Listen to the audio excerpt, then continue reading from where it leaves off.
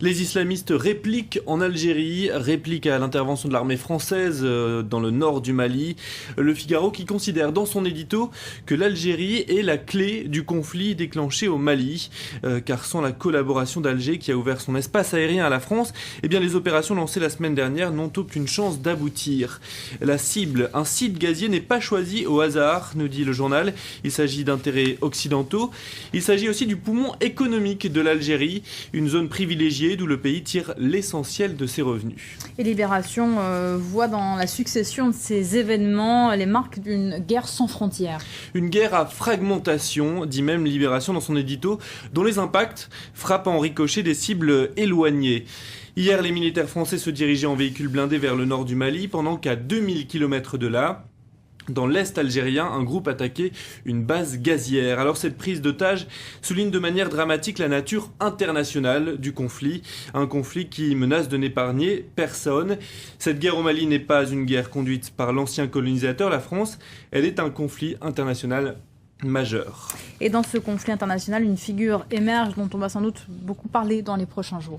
Mokhtar Belmokhtar, mieux connu sous le surnom du Borgne. Le journal Le Parisien dresse le portrait de celui qui serait derrière la prise d'otage algérienne.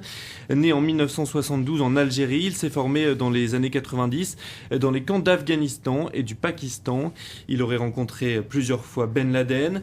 Autre surnom, Mister Marlboro, en raison de ses activités de contrebande de cigarettes dans la région. Alors longtemps considéré comme le numéro 2 d'Al-Qaïda au Maghreb islamique, Belmokhtar est désormais à la tête d'une autre brigade baptisée Ceux qui signent avec le sang. C'est cette brigade qui opérerait en ce moment en Algérie.